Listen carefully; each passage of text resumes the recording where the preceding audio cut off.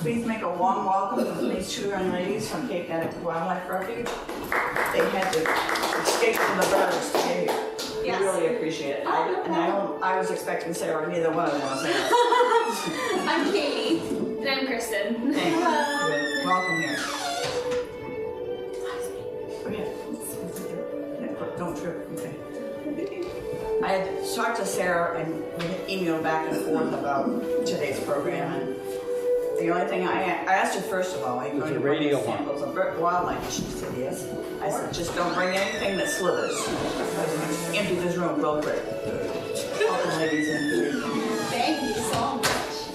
Hello. Yeah, I try usually to gauge the snake tolerance for the program before I know who I'm bringing. Well, thank you so much for having us. We are from the Center for Wildlife. We are down in Cape Nettic. It's a little township of York. And we are very excited to be here today. The Center for Wildlife is a wildlife medical clinic and environmental education center. So we treat about 2,000 patients every year that are brought in by members of our community like you. These are all of our native wild species of birds will come in. We'll get small mammals, anything smaller than about the size of a beaver. And then we also take in our state's reptiles. So we do get snakes, so we do take in turtles as well. In addition to the 2,000 animals we treat in our medical clinic, we also do about 350 educational programs every year. So we take in, we teach a lot throughout the Seacoast community, so we teach anywhere from a preschool class all the way up to senior centers around our area. We will go into local libraries, most of the elementary schools on the Seacoast we are in, so we reach about 10,000 people every year with our educational programming. And we really try as much as possible to educate about the challenges that the wildlife in our clinic are facing, educate about the different cases that we see, what we see happening more frequently or less frequently. So for example, years ago we used to see most of our patients coming in from vehicle collisions, so from being hit by a car. And you'll notice with our animals today that a lot of them were hit by cars. All except one was hit by a car. So that used to be the most common thing that we would see. So we had a lot of education focused on not throwing apple cores or banana peels or trash out of our car windows to limit the amount of animals that we see attracted to the roads. Nowadays, we see a lot more animals coming in due to development concerns or intentional harm or kidnapping, which is a funny thing to talk about, but people will find little animals in the wild and try to raise them and keep them as pets. So we see a lot more of these odd cases that we never used to see before. And so we shift our educational programming to address those needs and make sure that we're educating the public about what we're actually seeing in real time. Hello. Come on. No problem. Come on in, take a seat. This front row is available. It's just kind of the splash zone. So we might not want to sit. You've been forewarned. Yes. But it is available if we do need extra seats and we can move chairs. I'm completely We're happy when we have a full room, so we're not complaining. Wonderful, yeah. So we try to educate as much as possible about the challenges our wildlife are actually facing in real time. There's been a huge development boom just in York County in the last 5 years or so. Construction is at an all-time high, so we see tons and tons of development going on in our area, and now we try to educate as much as possible about how we can build and develop and be conscious of wildlife while we do that, and do it in a way that is harmonious and able to be sustained.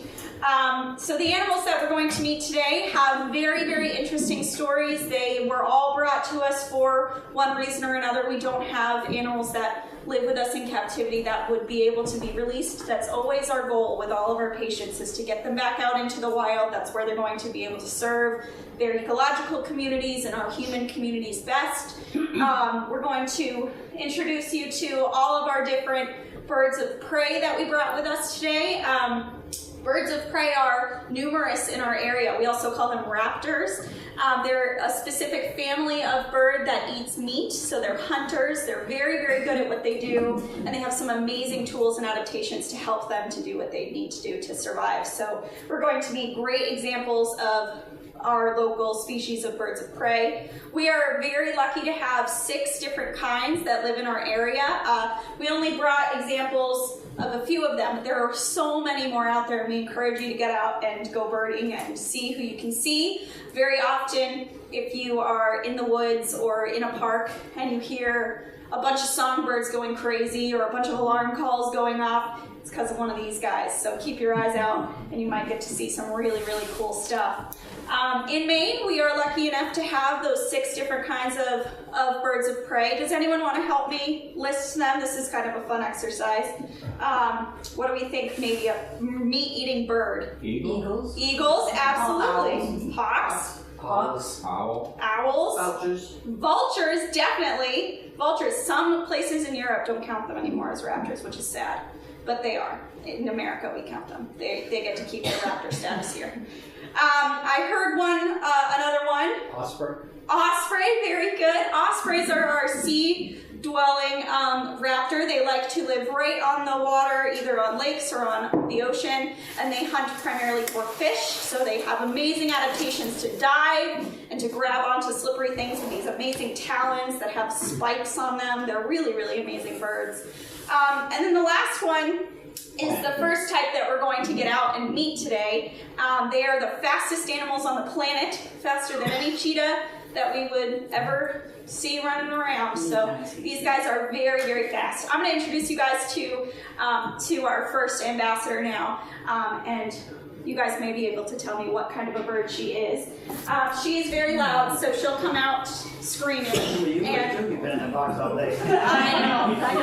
Luckily, it was just a very quick trip up here. It's only about half an hour, 35 minutes. So she's pretty content, and she loves meeting people. She has been with us for over 13 years. She is the queen bee of the Center for Wildlife. She really is very, very spoiled and loves life. So you're going to meet this lady. Once again, just as a warning, she is loud. And it's not a bad sound. It's just her way of communicating with us. She has been raised in captivity for a long time. She knows it's her time. Hi.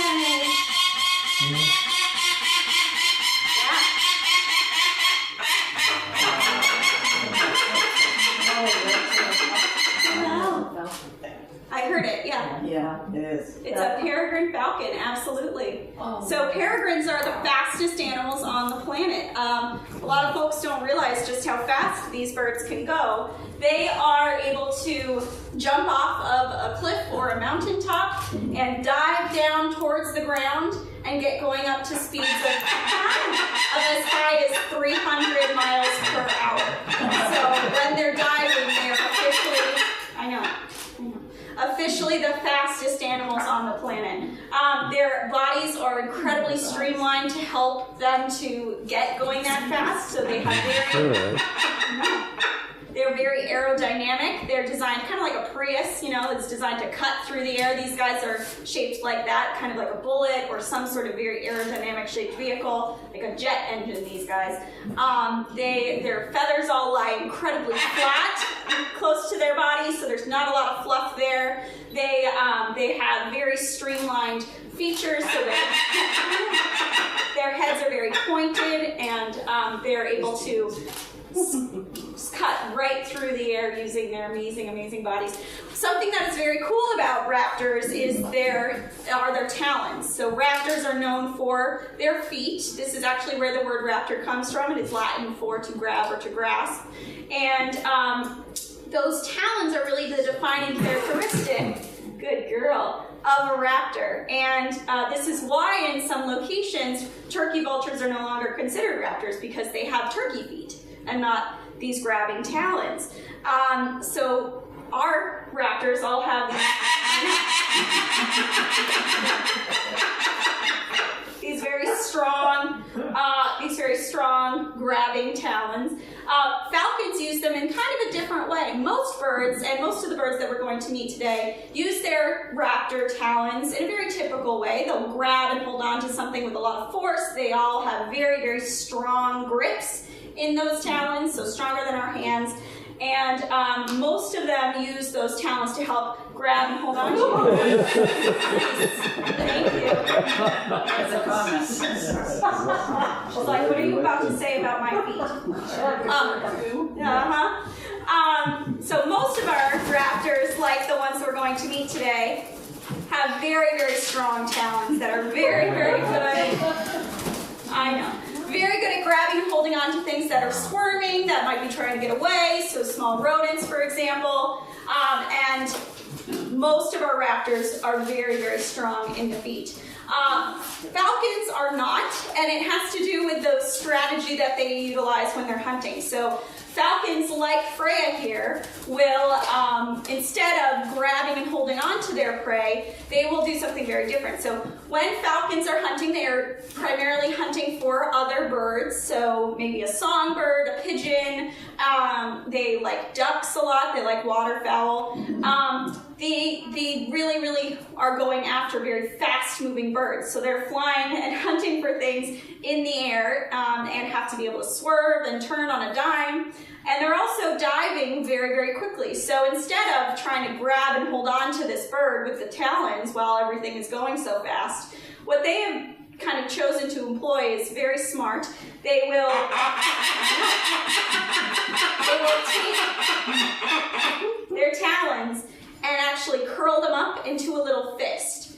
So they'll dive down at an animal, 300 miles an hour, take their fist and punch the bird right out of the air. And the G's of the force of them impacting that bird are enough to knock it unconscious so they can fly away with this unconscious bird. The fact that she is preening right now in front of all of you should tell you that Freya is not a normal falcon.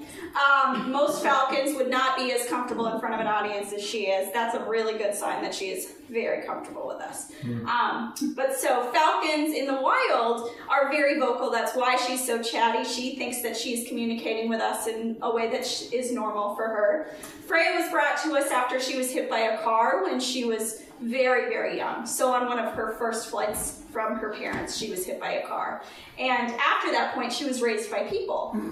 So she kind of identifies with us, thinks that she might have some human characteristics. She also acts like a falcon and knows that she's not necessarily exactly the same. We call her partially imprinted on people.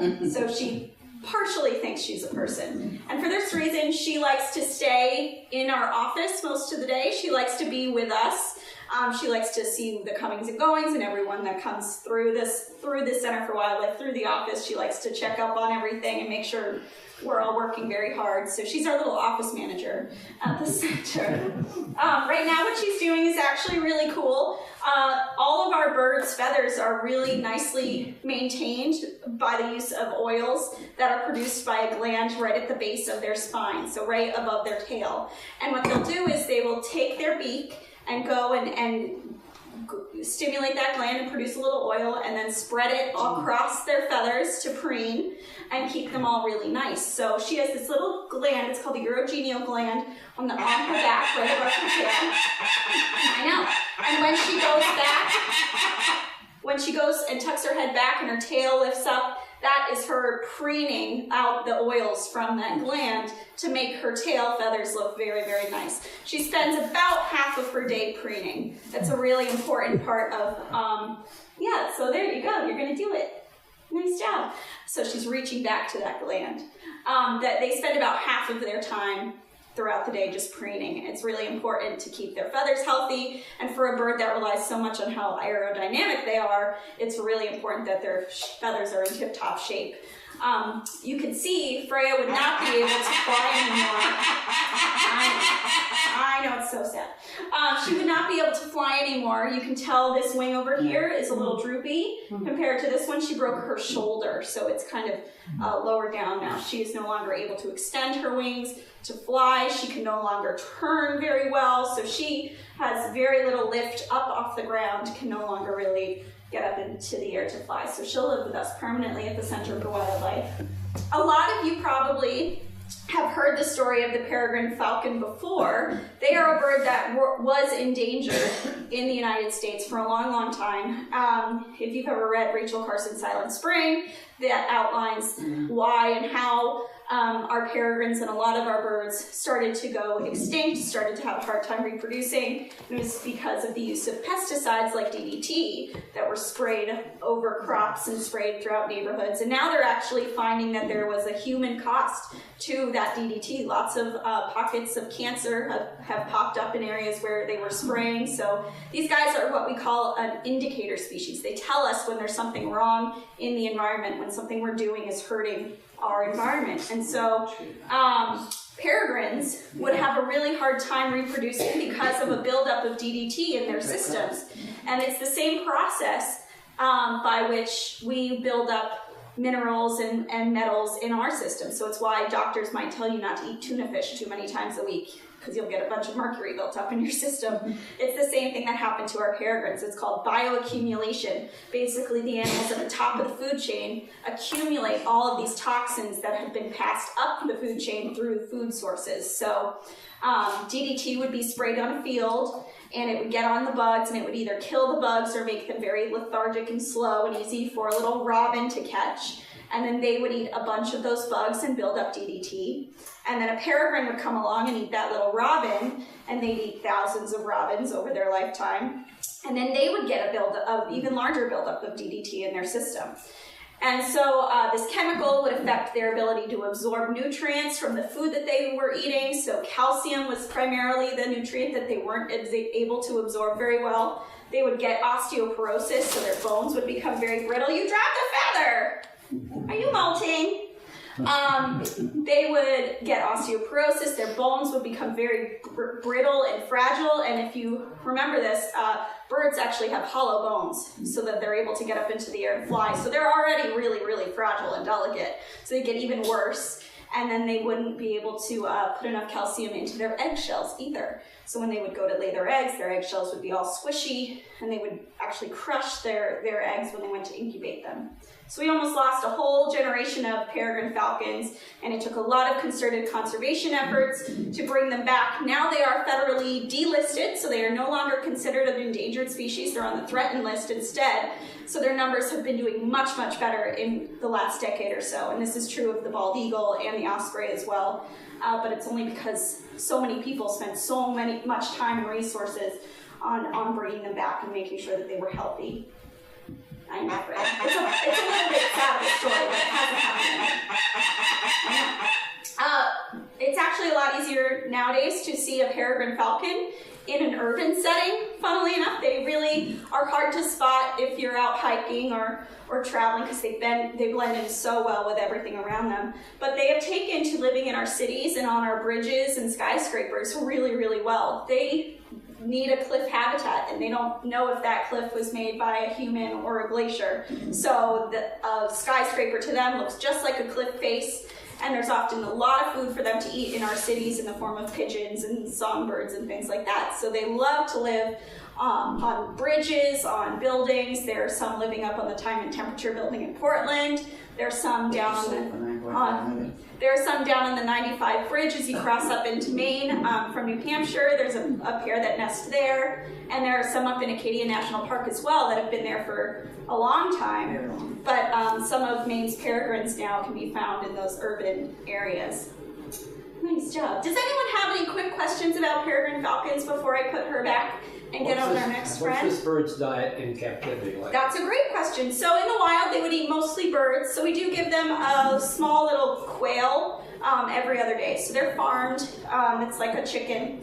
Basically, there's a whole community of farmed quail meant to feed falcons in captivity. So we give them a small little quail every other day. And alive or dead? Dead. So she can't hunt because of her injury, and if one of the animals got out and we had a bunch of mice running around, it would be a disaster. And also it's not very nice for the mouse, and it's, so we do give her mice every day. That forms the basis of her diet, and all of the mice that we give our animals are donated to us from Jackson Labs, which is fantastic because we can spend thousands and thousands and thousands of dollars on mice. That's what they do. Yeah, so we give her mice, quail, and then on days when it's like a special treat, we'll give her a day-old chick or something like that. So we'll give her some supplemental, interesting food as well. Lifespan. That's a great question. So in the wild, a really healthy adult peregrine could live to be maybe 18, late teens. That's a good age. In captivity, they can live longer than that, though. Most wild animals in captivity live a little bit longer, so she could live to be 25, maybe, in captivity. So she's middle-aged. She's 13-ish. Yeah. You'll be with us forever, though. It's fine. Does she have favorites on what to do at the She only has a few handlers, so she does have people that she's been working with for a long time. Some people she is very well behaved for. Some people she tries to be sassy to. Some people she doesn't listen to. So she definitely has individual relationships with each of her handlers. So Sarah, for example, has a very playful relationship with Freya, so they play a lot, and I personally am terrified of getting scratched by these talons, so we have a very no-nonsense relationship. And I love her dearly, but I don't play with her the same way that Sarah does. And Kristen is just being introduced to Freya, so it's building up that relationship right now. Very sassy for me. She's very sassy. She definitely, when she first starts out working with a new person, she'll try to test the boundaries, push the limits, see where, when people are going to put their feet down. So she's kind of like a teenager in that way. So it all depends on the individual, but she does have different relationships with everybody. And I don't know if it's a favorites or a, just the way that we have different relationships with all the people in our lives, but she only has really a handful of people that work with her, because if she had a million handlers, it would be overwhelming for her and maybe stressful. So maybe 5 or 6 people that work with you. Yeah. So we're going to put her back in here. I know. And we're going to our next lady. So peregrines are an endangered species, maybe a more rare species. This next bird is incredibly common. You may have seen this bird today. It's actually a beautiful day for these guys to be seen looking out over our roads, making an effort to find a spot for the winter to stay very nice and well fed. They really love the fields and forests that we have up here, so they will often live right on the edge habitat between a field and a forest to hunt in that big open space and perch and nest up in the trees. So we have a lot of these guys around here. They love farmlands. All right, so I'm going to put her here. Yep. Oh my goodness, you're so heavy in this box. She says, I weigh nothing. What are you talking about? All right, so if anyone recognizes this species, please let me know. We have quite a few different species of this type of bird in our area. This is just the largest and most common. Can you turn around? Thank you. Hi, can you step up? Good girl. Hi. Does anyone know what kind of a bird this is? A hawk. We're going to have so much comment. It is a hawk, absolutely. Red shoulder? No. It's not a red shoulder. That's a really close guess, though. I'll turn her back to you so you guys can see. Red tail. Red tail. Yeah, look at that beautiful red tail. Wow. Yeah. So this is the bird that we will see most often when we're driving down the highway or Route 4, and we look up into the tall pines, looking out over the road. We might see a big, burly, red-tailed hawk scanning that road, looking for food like squirrels and mice and opossums and things like that. They are mostly eating small rodents, but they'll also go after reptiles and amphibians too. They actually do eat snakes, so kudos to the red tails for you guys. They are wonderful hunters. They do use their talons in the typical raptor fashion that we were discussing. So she has these big, intimidating talons that have very, very strong grips to them. So she can grab onto a squirrel that's wriggling and squirming around, and I'd really keep a hold of them. Ruby was also hit by a car. She was brought up to Avian Haven up in Freedom, Maine. They're another raptor rehabilitation organization that's up there. They specialize in birds, so they really only treat birds and some reptiles. And so she was brought up there and originally was rehabilitated and stabilized up there, and they determined she was not going to be able to be released because of her injury. You'll also notice that this wing, her and Freya have almost the exact same injury, so both of their shoulders are injured. Very often when raptors are hunting near roads, they have tunnel vision. They are very focused on what they're hunting. They are hungry, so they are very, very focused on getting the food that they're looking for. And so they swoop down and they don't see cars coming. Red-tailed hawks are also very stubborn birds in the wild. When they catch something, if another bird comes along and tries to steal it from them, they'll mantle over their food, so they'll guard it with their feathers. They'll get very big and tough. They'll try to make sure that everything knows, hey, don't mess with my food. But they unfortunately can't, protect their food from a car. So it doesn't serve them very much, that instinct in the wild. A lot of other scavengers, you'll probably notice when they are on the road, are other scavengers like crows and vultures and things, they fly off their food almost immediately when they see a car coming because they're a scavenger. So they are used to finding a dead thing, and then maybe another larger scavenger will come by and try to kick them off. So they're always going through that dance. And these guys have spent a lot of energy hunting for their food and trying to catch it, so they are very stubborn about leaving it. I've been within 5 feet of a red-tailed hawk on like a country road, and you're laying on the horn, you're yelling out the window. It takes them quite a long time to get out of the road. So unfortunately, that does happen with our red-tailed hawks quite a bit.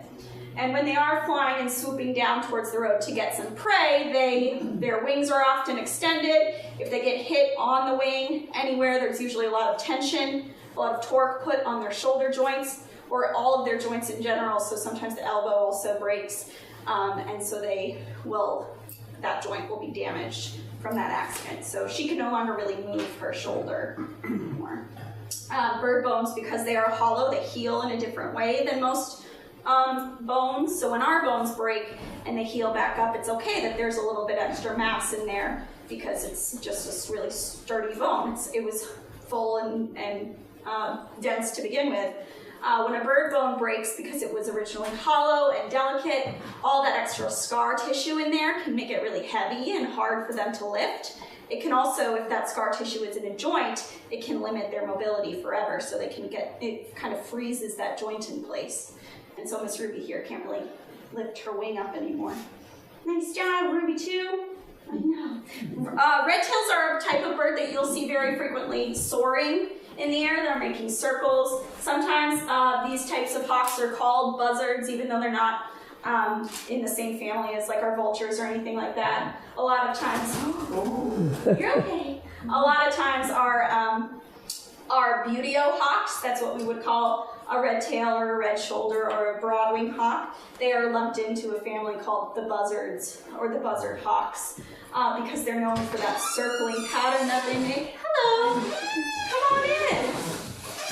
Hello. They're known for that circling pattern that they make, so you'll see this done by vultures and eagles and our hawks. What they are doing is actually riding thermal currents that come up off the earth. So the air down near the earth is heated by the earth, and that heated air rises up towards the sky because heat rises. And so as it's rising, these guys will follow these columns of rising air up into the sky, and it means that they don't have to spend that much energy trying to flap and get up into the air. So it's actually very efficient for them. And they'll make these big circles following those columns of air that are rising up. And as those columns start to cool down, they will dissipate, and then they will swoop down, find another column, ride that one up, and then swoop down again. And we call this process kiting. So this is because they're making the same movements as a kite. So these birds are all known for doing that. And what they're doing while they're up there is they're actually scanning the ground for food. So they are looking for prey when they're down. When they're flying super high up in the sky, they're looking for food down on the ground, which means their eyes are impeccable. They're really, really able to see very long distances away. So red tails can see about a mile away using their eyes. They are able to zoom in on things very, very far away and see me very close up as well. So very, very impressive eyesight. You're such a good girl.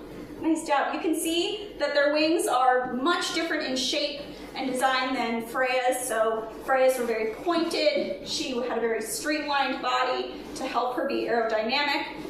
Ruby's wings are shaped very differently. So she has these finger-like feathers at the tips. You can see those are meant to catch the wind and bring wind up under their wings to produce lift so that they stay up in the air. And you'll also see these little notches right here. If she didn't have those, the wind would pass right through those fingers. So those actually help to get that air to come up underneath her center, the center of her body, to help lift her up into the air. Nice job, Miss Ruby. Are you showing off your wings today? She says, one of those ceiling fans is going to eat me. I know. You're such a good girl. You can also see her injury and the effects it's had on her ability to extend her wings. So she can extend this wing out that way, but not this wing over here. I've heard that red-shouldered hawks will hunt from a perch, and red-tails will do most of the hunting soaring. Is that right? So it's generally true of red shoulders and red tails in the wild. However, a lot of, she saw her box and now she's like, oh, I'm gonna dive in. That is generally true of red tails and red shoulders in the wild. However, with the building of the interstate highway system, a lot of red-tailed hawks have taken to perching and hunting near roads. So you'll often see red tails perched up in a tree scanning a roadway for food. So that has kind of changed somewhat. But red tails, generally you'll see them soaring through the air. Red shoulders are also much more rare and more of a woodland.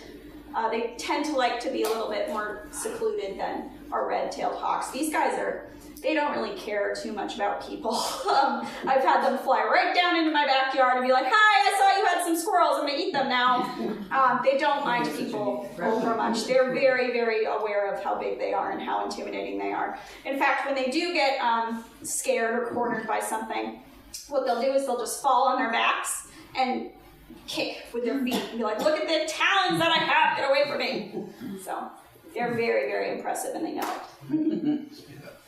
Awesome. Yeah, you can just shout out your questions. If you were a bunch of school kids, I'd have you raise your hands, but you guys can talk. I've seen them mostly in the tops of trees. Yeah. Do they sleep there, up there too? Yes, so they are one of the few types of raptors that build their own nests. So many raptors will either nest in tree cavities or steel nests that were made by a red-tailed or a raven or something. These guys are wonderful nest builders. They will nest 60 feet high up in a tall pine.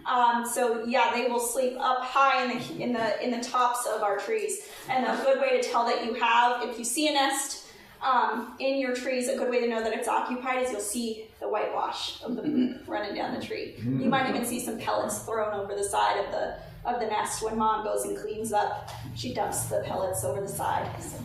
Their nests can actually be pretty impressive. They're like 4 foot in diameter. Yeah, they're giant. They're a lot bigger than they are. Yeah.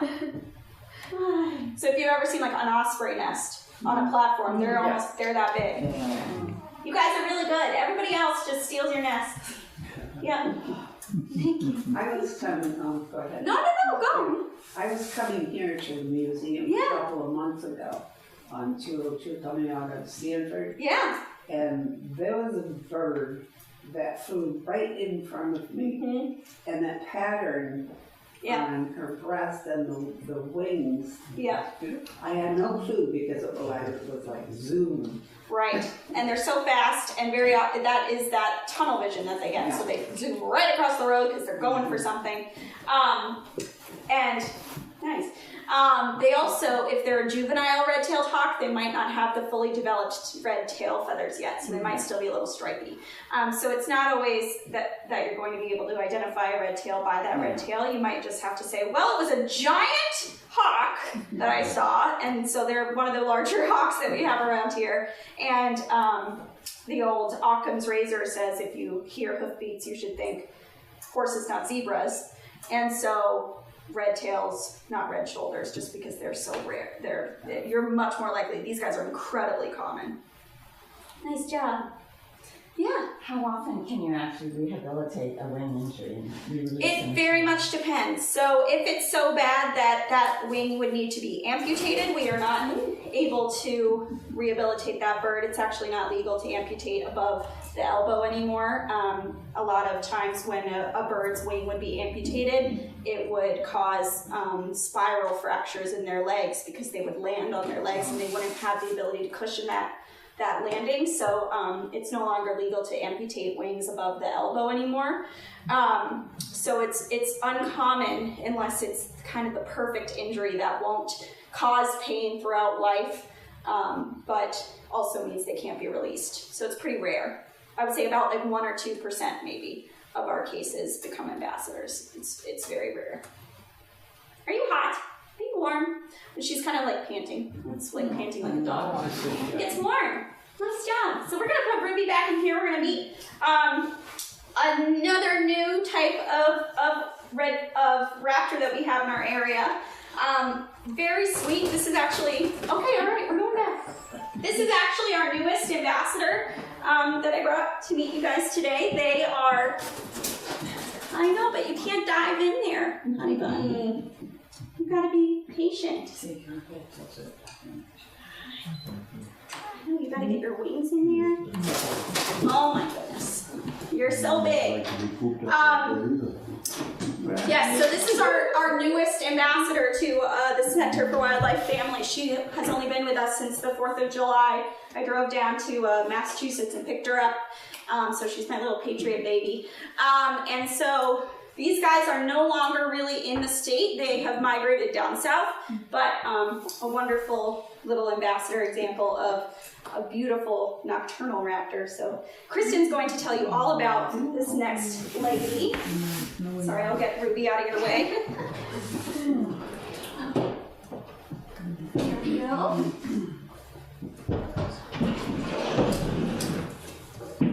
Oh, and napkins. That'll be good. Don't step on the poop. There's paper towels in the kitchen. Thank you. As some would say. And she's a little more portable, so So she's a little bit bigger than the solid. She's an eastern screech owl, so they are a little bit bigger than the saw-whets, only by a couple grams. She actually weighs about as much as a hot dog, or a soda can. This is Miss Lucy. Like Katie said, she's only been with us a few months. She's adorable. Yeah, she is very cute. Yeah. she's their fierce. Oh gosh, she's so Hi. So she is a red morph screech owl. They can come in this chestnutty red color as well as gray morph. Both allow them to blend in very well into the trees because they are a cavity nester. They also use their ear tufts, so the 2 little horns she's got going on right now, to help blend in. Those are actually just feathers. So their ears are asymmetrical, so they'll have one high on one side and one low on the other side, which helps them be able to pinpoint something that they hear. So us, since ours are right across from each other, it can be a little bit harder if we're trying to pinpoint where our sound is. But she, because they're not right across from each other, she can pinpoint exactly where that sound is coming from. How much does she weigh? So she's 190 grams, which is half a pound, not even. Yeah, Quarter very of a light. pound. Very tiny. Yes. Now, was this injured or not? No. So she is an imprint. She was raised by humans. She was found as an owlet. It was eventually brought to the center. So she currently lives with another screech owl named Willow, who's a gray morph. And both of them, since they came to us very young, will chatter to each other. And of course she's not doing it right now, but it's like a little baby chatter that they'll make to each other. They both came to the center so young. This was that kidnapping case that I talked about earlier. Unfortunately, her cuteness has been a little bit of a liability for her. People will try to keep owls as pets and do a lot of damage. But she is very cute. She is very sweet. Is it gonna stay that size? Yep, she's fully grown. Yep, she's actually, even though she's almost 3 years younger than our other screech owl, she actually weighs about 50 grams more than the other one. So she's fully grown at this point. Wow. Yeah. What are you looking at? You. Me? Hi.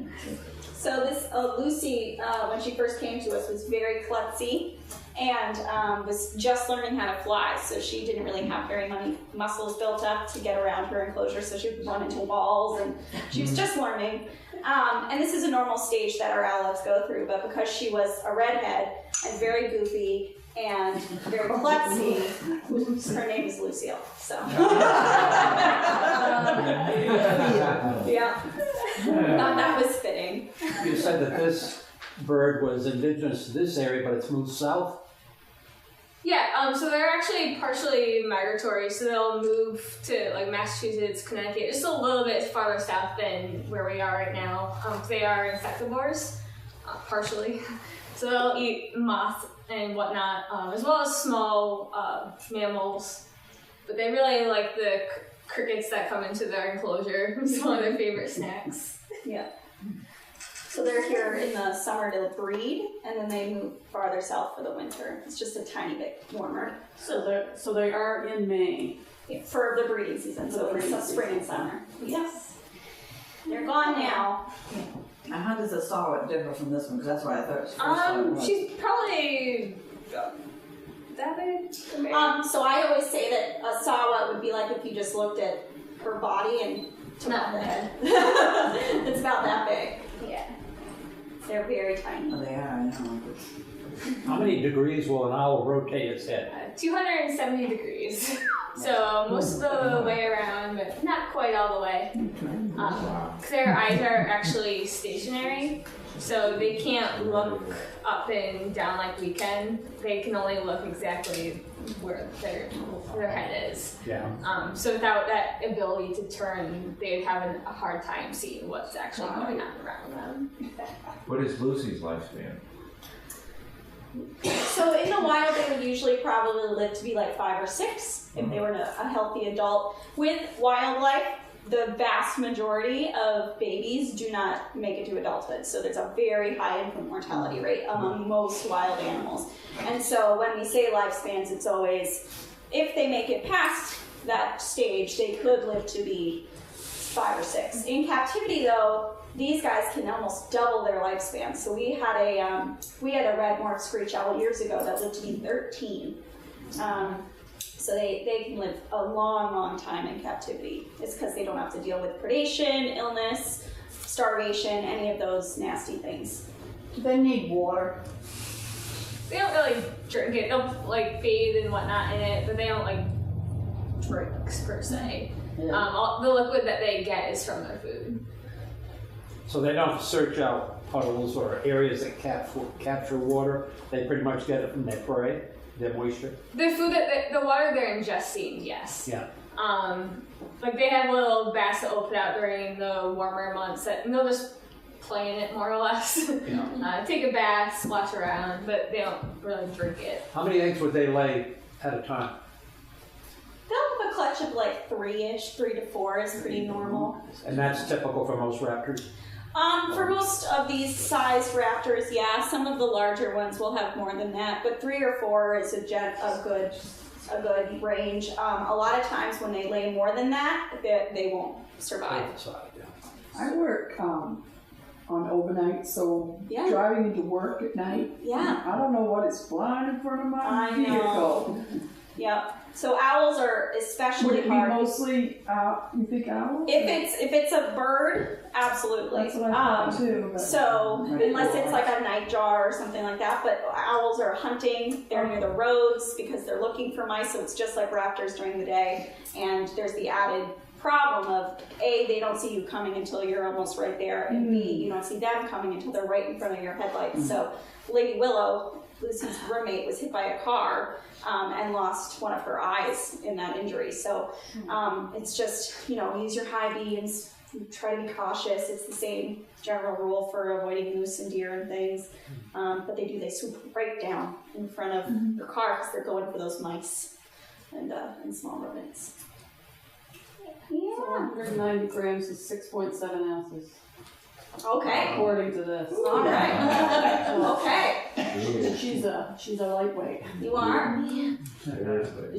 So a solid is about 4 ounces. Is about the same as a stick of butter. We always try to relate it to a household object that people could have She's felt. a cutie pie, and she was born this year. Yep, she's the hatcher this year. Hi. I know. So someone had her as a pet, and it didn't work out so great, huh? Well, I think, they found her as an owlet. She was this tiny little cute Oh, fluff ball, and they kept her for about a month, and then realized, oh no, that's crazy. Came to their senses, or realized it was illegal, because we're not a country that allows that. The UK is, which is interesting. So I think they just, after a month, realized that an owl did not make a great pet. Because they eat mice and meat and fly around your house and poop everywhere, obviously. But so by she that was time, turned into you, or she was somebody else? brought to the Blue Hills Trailside Museum in Milton, Massachusetts, and actually Norm Smith, who works out of that office, is a really great snowy owl researcher. He works out of Logan Airport quite a bit, studying the snowies there. And he contacted us and said, hey, someone dropped off 3 little owlets, so it wasn't just Lucy, it was 3, a whole nest full. And so they kept one at Blue Hills. They sent another one down to a place in Rhode Island, and then we got Miss Lucy. Inside. Does the Wildlife Sanctuary in Ellsworth take primarily owls? I am not positive. Sorry, I don't know. A lot of places do have a lot of owls though, because they are big. People love owls. They are fascinating. where, in Rhode Island? No. I'm not positive. I just know it was someplace in Rhode Island. It might have been the Roger Williams Looking up. Zoo or. What is that? What is that?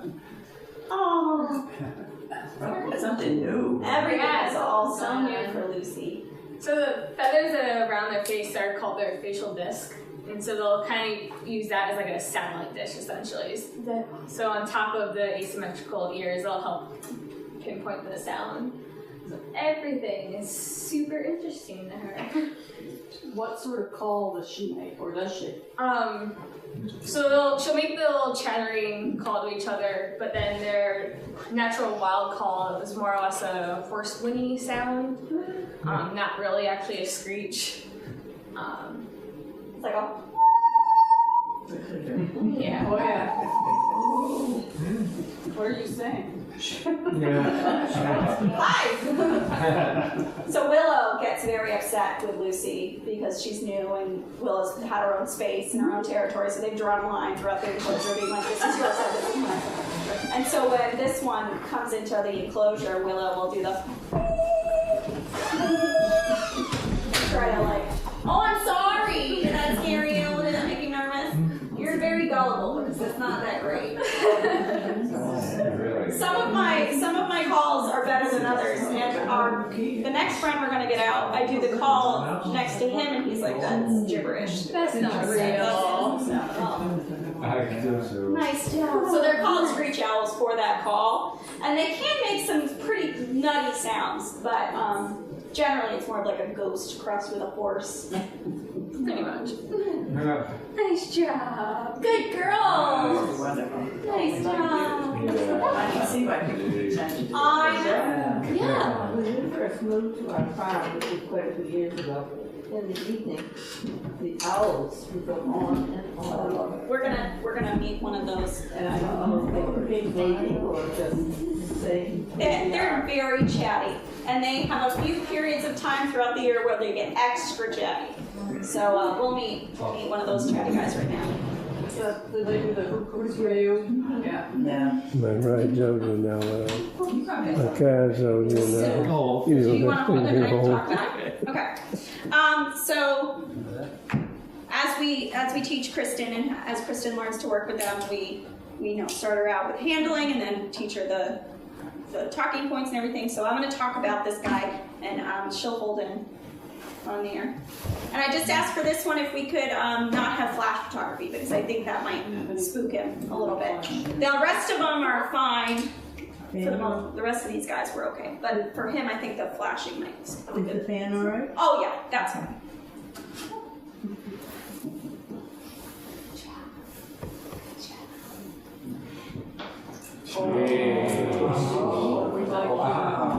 So pretty. So this is Byron. Byron is a barred owl. I'm sure a lot of you have seen barred owls before, or at the very least heard them. They are the ones that we were talking about being very chatty. And they're known for their call that sounds kind of like somebody saying, "Who cooks for you? Who cooks for you all?" That's the idea of a call that we give them. Birders like to give things like words to calls to help remember them. So that's a barred owl. A great horns is like, "I am a great horned owl."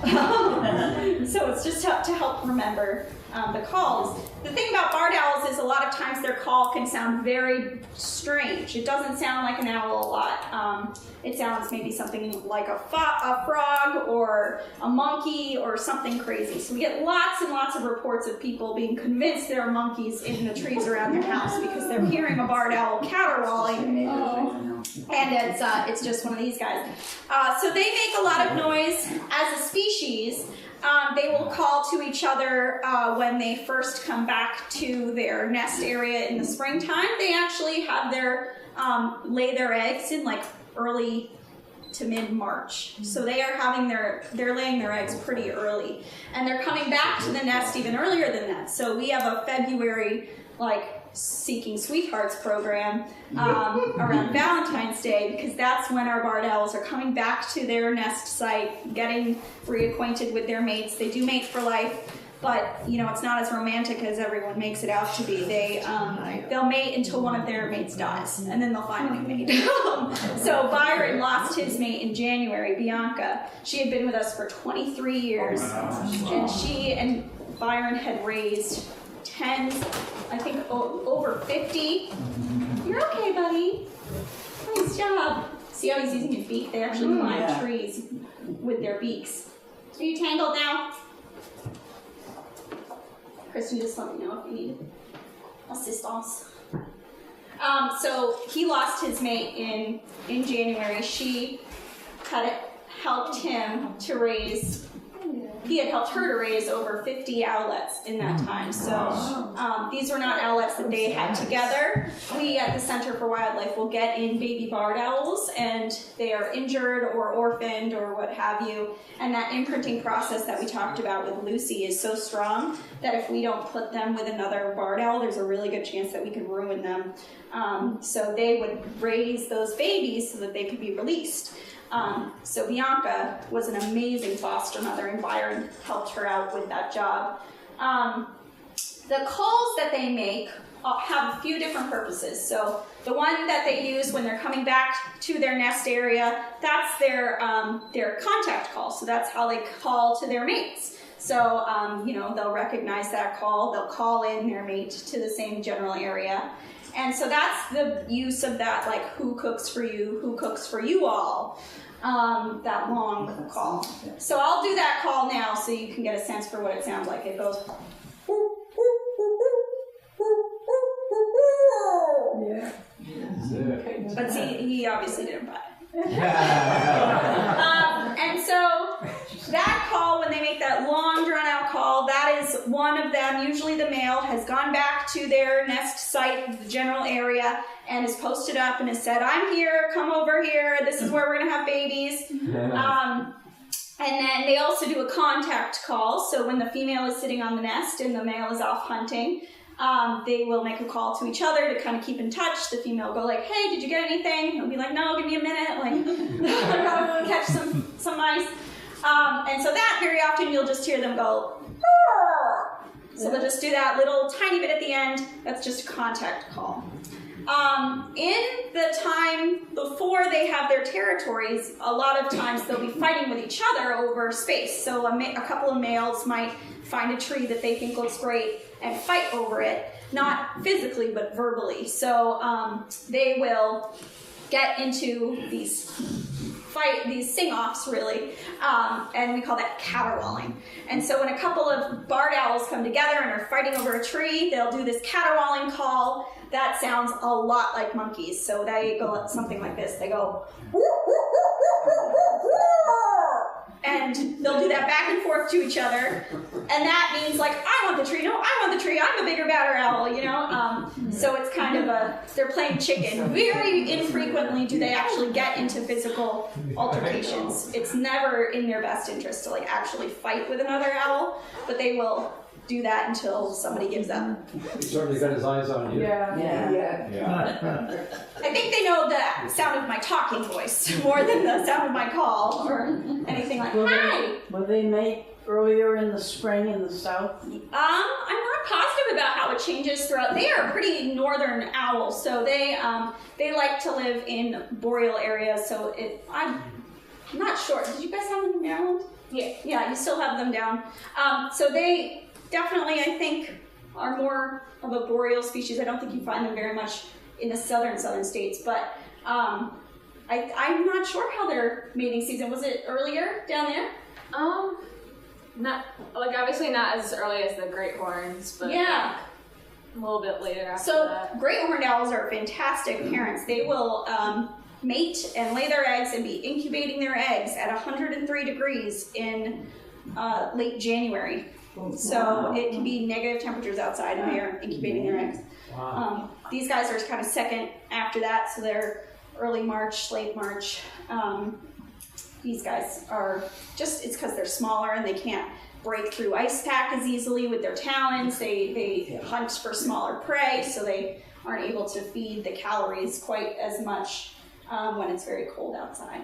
I'm not sure how that's a really great question. I know there's the Birds of North America website is really good. It's run by the Cornell Lab of Ornithology, and they have extensive notes on breeding patterns and studies that have gone on for so many species, almost all of them. So these guys are on there, and it's a wonderful site to check out for information like that. I'd be interested to know. The really amazing thing about these birds is that they are so common, so good at living in a variety of areas. You can find them in pretty much every slightly forested area in your town. So they'll live in suburbs, they'll live in small parks and cities. They really don't seem to mind people very much. They're pretty easygoing. And so they actually do so well and live in such a variety of places that in some areas of the country they are considered to be an invasive species. So they are not native to California, but they made their way down through Canada, down through Washington, Oregon, and are now in Northern California. And they're out competing local species of owls, the spotted owls, and those are endangered. And so in California, it's one of the only places in the country where you can actually get a permit to shoot an owl, because they're eating and out competing these spotted owls that are smaller, not as good hunter, not as well able to hunt. And owls actually, we don't think about it very much, but owls will eat other species of owls fairly frequently. So a barred owl would eat a little screech owl, no problem. Yeah. It's like the big fish eating the little fish eating the little fish. Because there aren't very many other predators out there in the woods at night in the trees. Surprisingly, these guys are still cavity nesters. So just like our little screech owl will squeeze into a little hole in a tree made by a woodpecker, these guys are able to do the same. And what's really cool is they're actually very, very small compared to how they look. So he is around 550, 600 grams, so weighs about a pound. And most of what you're seeing is actually feathers. So he's about half his own size, half the size that you're seeing. He might let you touch his skull if you wanted to try on. Yeah, there you go. So if Kristen wants to actually get in through the feathers to actually touch his skull or touch his keel, his breastbone, she has to work her fingers in past about 2 inches of feathers. And that's why they are so good at living up here. To his breastbone. Yeah. So good at living up here throughout the winter because they're just so well insulated. I mean, that's what we put into down comforters and pillows is the down on birds. So that is why. It's because it's just so efficiently good at trapping heat. I know. How long has he been with you? He has been with us for the last 12 years, I believe. Yes, he came to us in 2006. So he was actually brought in as an adult, so we're not entirely sure exactly how old he is, but he's probably somewhere around there. Most birds that we get in are not much older than a year or two. So he's somewhere around 12 to 14 years old. And in captivity, they can live, like Bianca did, into their 20s and beyond. There was actually one up at Chewonki, which is in Damariscotta. It's another environmental education center. That had one that was also named Byron. It was very weird. That passed away 2 days later than Bianca and was 27. So Bianca was 23 when she was 23 and he was 20. It was a girl named Byron. I think they didn't know when they named her, which happens with birds all the time. So the only way to tell the difference between a male and female barred owl is size. And that's true for most of these birds that we met today. So usually with raptors, the females are bigger and buffer because they're the ones sitting on the nest. They're defending their babies. They want to look big and tough and mean and scary so that nothing tries to mess with them. The males are usually the ones off hunting and bringing the food back to the nest. So they need to be quick and agile and therefore a little bit smaller. So Byron was 300 grams less than Bianca. She was only a little bit bigger visibly, but she weighed quite a bit more. Perry, our male peregrine falcon that we have at the Center for Wildlife, is about half the size of Freya. So there's a lot of size difference. In some species, it's very small. So like our screech owls, it's a very slight difference in size. But in some birds, it's very drastic. And I actually used to work with a male red-tailed that was about as big as Freya. Yeah. So that's the size difference between usually the male and female with the red-tails. Yes. Yeah, we had a red-tailed hawk that we knew was a girl, but you know, in captivity they'll often live like two girls will live together, no problem. So we had Ruby and Red. And Red, we called a boy his whole life, but then he got so big, we were like, oh, that's a girl. We didn't confirm that until she passed away, but you can't really tell. There's no differences externally to tell you boy or girl. So it's not until like necropsy that we're able to figure it out, or unless one of them lays an egg for us, obviously. Then we know. But that doesn't happen very often. We only have one bird at the center that lays eggs for us. Our broad-winged hawk, Gracie, will lay eggs every spring. But other than that, the rest of them, it's too hormonally not natural for them. Gracie is just...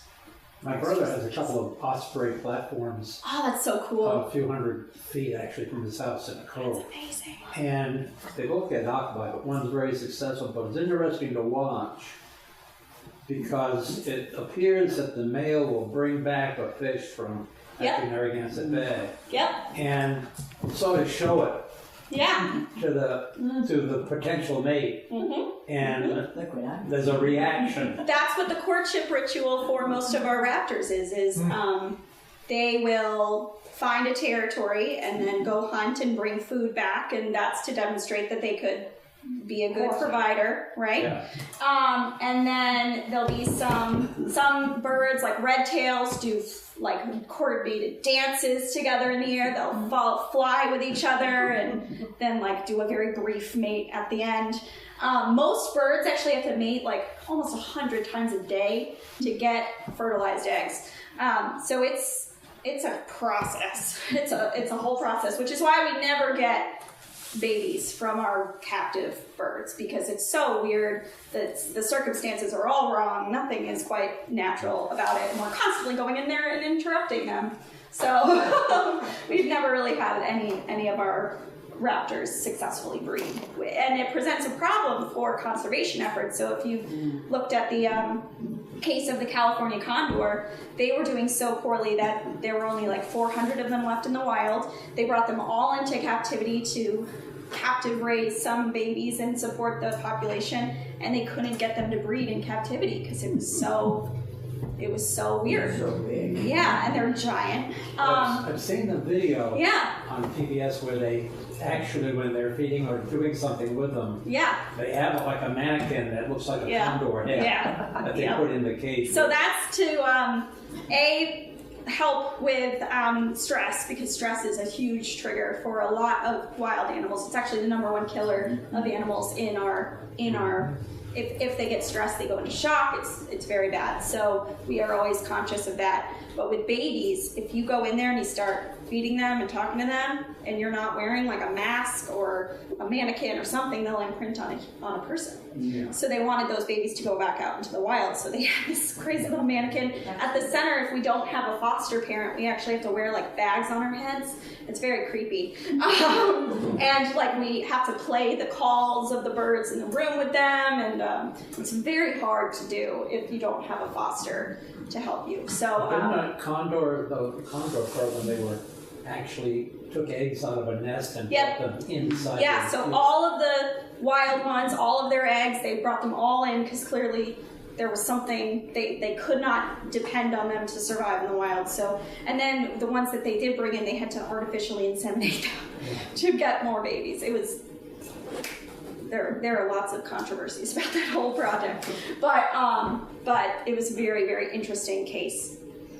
There are also lovely and brilliant cases of nesting site recolonization and conservation efforts surrounding the puffin up at Hog Island in Muscongas Bay, and that's an amazing just local story of getting a Eastern egg rock was bereft of puffin, and they were able to recolonize that island, and it's still occupied now. So we have our own really amazing conservation effort stories in Maine, and I encourage everyone to go up to that area because it's really cool to The learn last about. few years here in Maine, in the south, we've seen the snowy owl, Yes. which is, it's a amazing thing. I've Yeah. seen it 2 or 3 times.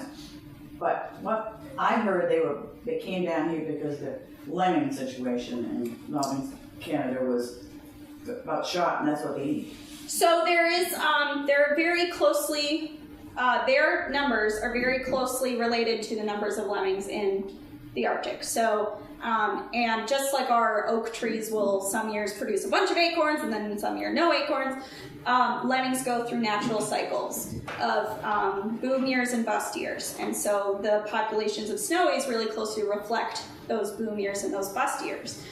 So in years when there are not a lot of lemmings up north, you'll see a lot more juvenile and young owls come down this way because they don't have a territory up north, they don't have available space to hunt up there, so they'll come down here and hunt our shorebirds and rodents and things, and they occupy areas that look like the tundra to them. So they go to our marshes and our beaches and duny areas. Airports, Logan Airport has tons of them every year. But they also have a lot of rats, so it's a great hunting spot for them. And a lot of people ask, like, well, why is this snowy owl sitting in the middle of a beach with people all around and just sitting there not doing anything? Or why is it sitting in the middle of an airport with planes flying overhead and all this stuff and it's not doing anything? It's sitting there perfectly still, not moving. And it's because up in the tundra, they would normally sit and just hunker down through these massive snowstorms, these giant windstorms. So they are evolved to hunker down and deal with noise and deal with wind and all of that stuff. So they're actually, we get lots and lots of calls in the winter being like, there must be something wrong with this snowy. It's not moving, and people are like everywhere. And so we always have to do a lot of coverage of just stay away from the owl, it's fine. And if it looks sick or has a hard time flying away or any of that sort of thing, then you can try to bring it into us, but it's 9 times out of 10, it's okay. Snowies will even actually go down the mid-Atlantic coast. Yeah. I've been working in Maryland the last 2 years, and the first That's snowy really cool. I ever saw was on the beach near Ocean City, Maryland, in St. National Seashore. We were just hanging out, we were doing a chainsaw project, and it was just seeing what we were doing. But that was the first snowy I'd ever seen. No, we get tons of them down here. And it does definitely come in waves, so we'll get every 3 or 4 years, we'll get a lot. And then we'll go back down to only seeing a few. There was a lot of research done about them and who was migrating down south, and a lot of people used to think that they would change color, and so they would turn brown when they came down here and then turn white when they went back up north. And it's actually been shown that the brown ones are the ones that come down here because they're the young juvenile males. They haven't grown in their bright white plumage yet, and it's only when they start breeding and occupying a territory that they look like that, because it's, really bright white snow up there. And the females usually are a lot more spotted too, because they nest on the ground, and when was the last time you ever saw a perfectly pristine white patch of snow without some grass sticking up out of there? So, great stuff, Irish! So, Kristen, I will have you, he will try to dive in there, so just open it slowly and let him, and try to get him to go back. Yeah, he's looking at it. So further back. So I would turn his back and make him look at you. Good luck with that. And you can say wait. That's what I usually will say. Wait. There you go.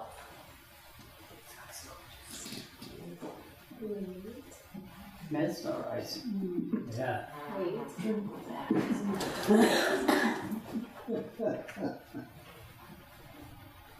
Hi. Oh. So he knows the wait command means to give me his eyes. Looking. Wait. There you go.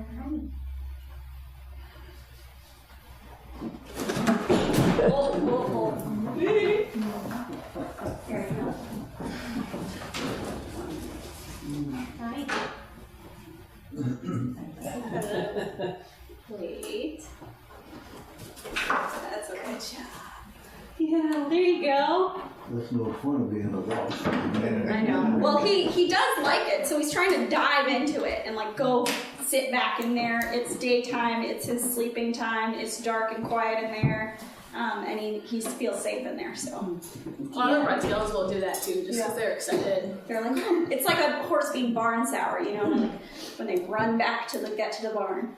Yeah. Do you know, I think there's been an increase in mice and rat populations around here, and some people are putting out poison. Do you know how much that's affecting? Yeah, almost every adult raptor that we get in has some level of rodenticide poisoning.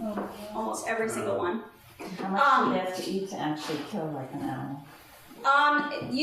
So it's one of those things that slowly starts to shut down their system, so it's hard to get an estimate on it, and by the time that we get a bird in, it's very, very sick, because a wild animal is not going to let you catch it if it's feeling healthy and feeling good.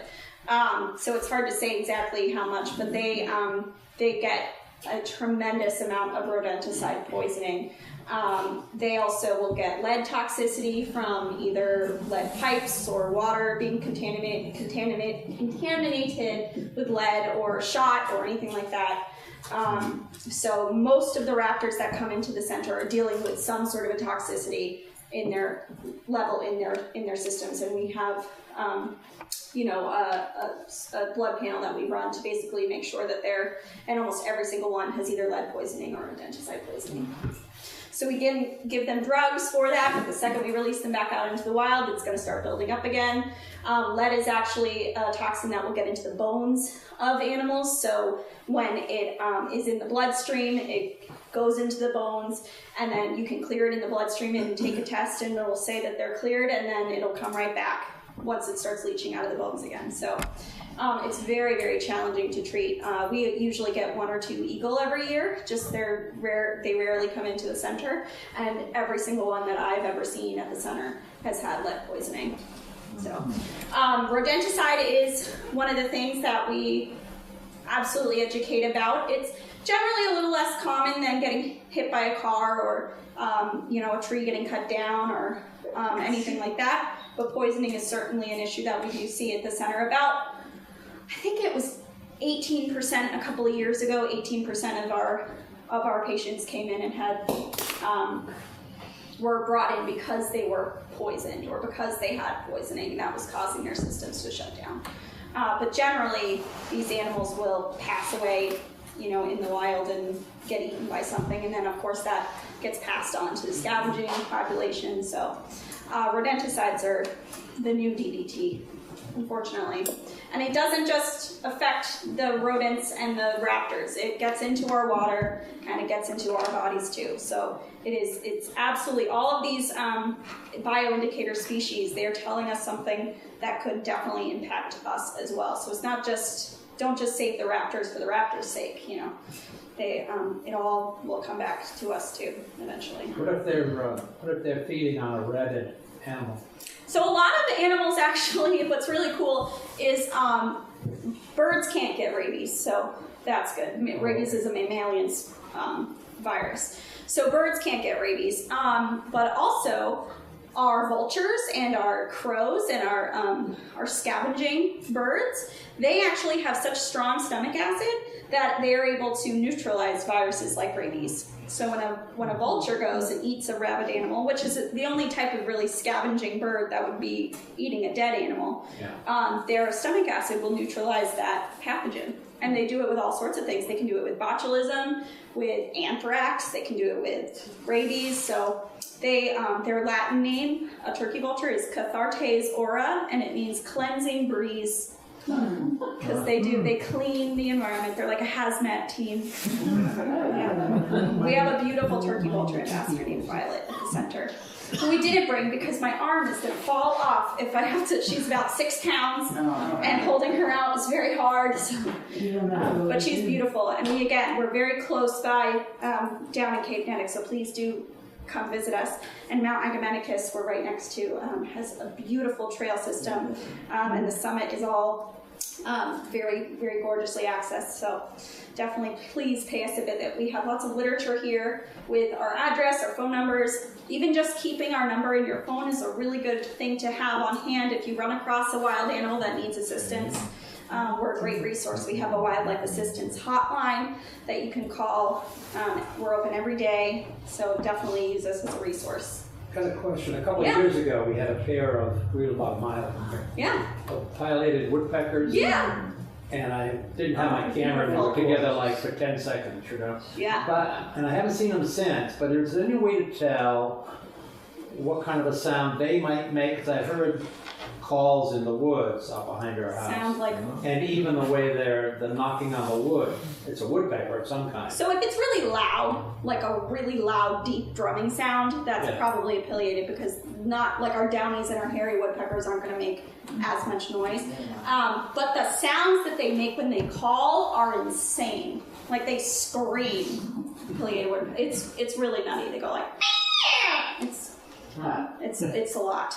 We have a few around the center, and I'm always like, oh, it's a red-tailed. No, it's just pileated. Because it sounds like a crazy scream that they make. It's odd. You wouldn't expect it to come out of a little woodpecker. Big woodpecker? Yes, the big one, the really big ones with the bright red head. We now have red-bellied woodpeckers. Yes. We didn't used to have at all. Yes, no, my dad's feeders in Elliott, they're everywhere. They're beautiful, though. They're so pretty. I love them. But everybody is changing their tactics in response to climate change and development and an increase in rodents and roadkill. So turkey vultures weren't up here 30 years ago. Opossums weren't up here that long ago. Red-tailed hawks and peregrines used to migrate south every winter, and now a lot of them are staying up north all winter long. So everybody's changing up how they do things. We've seen a lot of birds either just completely forsake migrating or migrate later, or everybody's changing up how they do.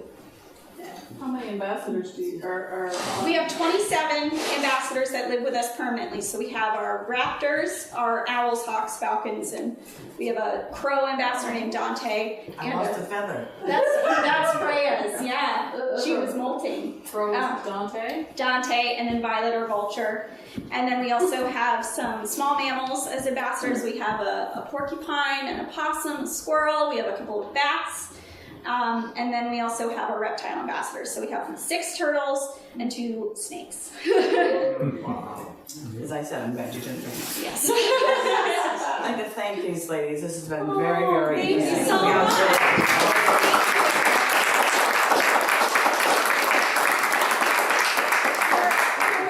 To answer more questions.